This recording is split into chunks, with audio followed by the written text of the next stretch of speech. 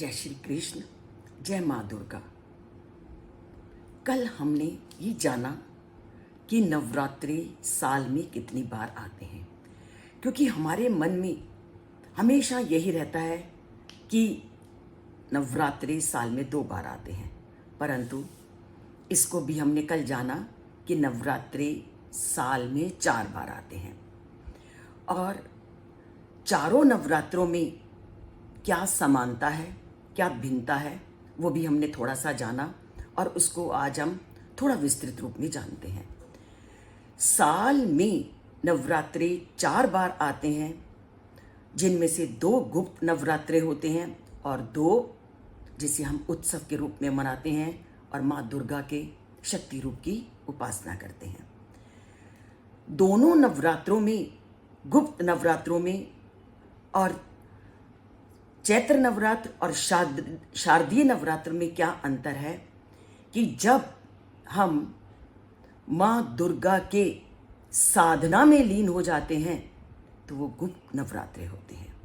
और ये भी हमने कल जाना कि यहाँ हम 10 महाविद्याओं की पूजा अर्चना करते हैं, परंतु चैत्र नवरात्र और शारदीय नवरात्रों में हम माँ दुर्गा के 9 रूपों की आराधना करते हैं। और 9 रूपों के जन्म कैसे हुआ या 9 रूपों में क्या भिन्नता है और क्या विभिन्नता है, अर्थात चैत्र नवरात्र और शारदीय नवरात्रों में क्यों साल में 2 बार मनाए जाते हैं, इनमें क्या भिन्नता है, क्या समानता है, उसको हम जानते हैं। जो चैत्र नवरात्रे होते हैं यह साधना और सिद्धि की उपासना के लिए किए जाते हैं, और जो शारदीय नवरात्रे होते हैं वह एक सात्विक उत्सव के रूप में मनाए जाते हैं। दूसरा, चैत्र नवरात्रि कर्नाटका, महाराष्ट्र आदि स्थानों में मनाए जाते हैं, जबकि शारदीय नवरात्रि बंगाल की ओर मनाए जाते हैं, क्योंकि वो माँ काली की पूजा करते हैं। दूसरा, और चैत्र नवरात्र और शारदीय नवरात्रों में क्या अंतर है?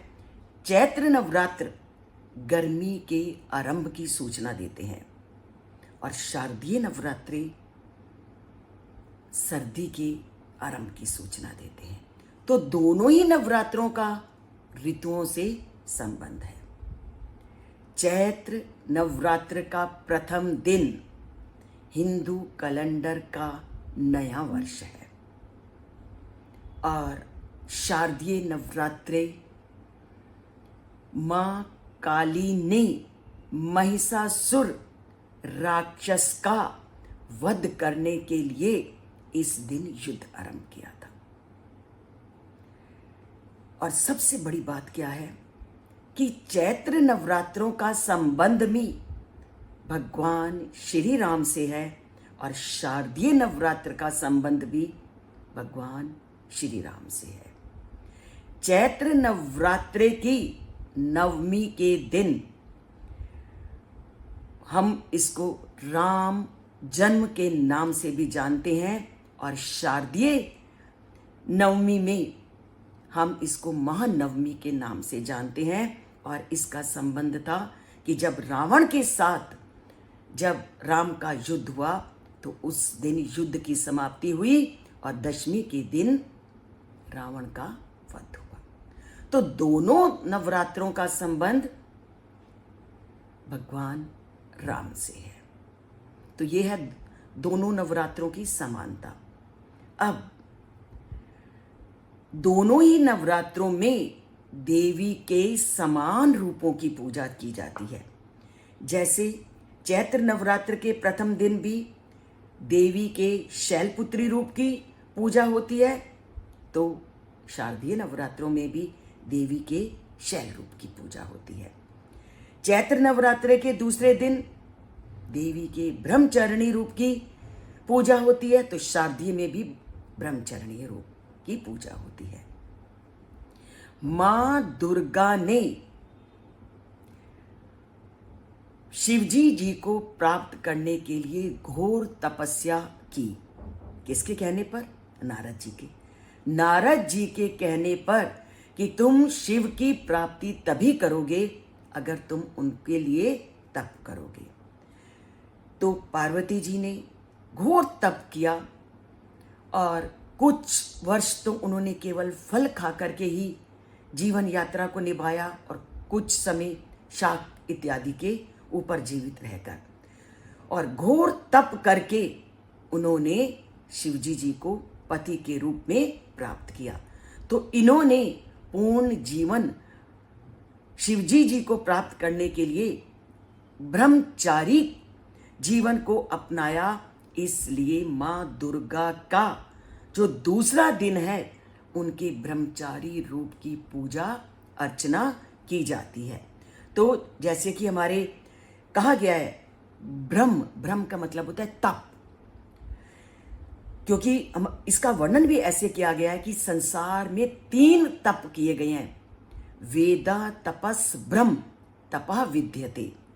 वेद को तप कहते हैं, तप को तप कहते हैं, और ब्रह्म तपस्या को भी तप कहते हैं। ये 3 प्रकार के तप का वर्णन मिलता है। और पार्वती जी ने शिवजी जी को प्राप्त करने के लिए ये घोर तप किया और ब्रह्मचर्य जीवन का पालन किया। इसलिए दूसरे दिन माँ दुर्गा के ब्रह्मचरणी रूप की पूजा अर्चना की जाती है। और इनका ये रूप बहुत ही सौम्य शांत है, क्योंकि उनके एक हाथ में कमंडल रहता है और एक हाथ में कमल का फूल, और दोनों ही शांति और जीवन से वैराग्य को उत्पन्न करने वाले हैं। तो करते हैं माँ दुर्गा के ब्रह्मचारिणी रूप की तपस्या, और अपने जीवन में भी इंद्रियों को वश में करके तप करने का प्रयत्न करते हैं। जैसा कि गीता में कदम कदम पर कहा गया है कि इंद्रियों को वश में करना भी बहुत बड़ा तप है। तो इंद्रियों को जिसने वश में कर लिया तो उसने तो अपने आप ही तप का आचरण कर लिया। तो माँ दुर्गा की कृपा उन सब पर बनी रहे और इंद्रियों को वश की में करने का प्रयास हम करते रहें। इसलिए प्रतिपल हम गीता के श्लोकों से जुड़ते रहें और इन अच्छी अच्छी बातों को सुनकर मन और मस्तिष्क में धारण करते रहें, ताकि जीवन को अच्छे ढंग से चला सके। जय माँ दुर्गा, जय श्री कृष्ण।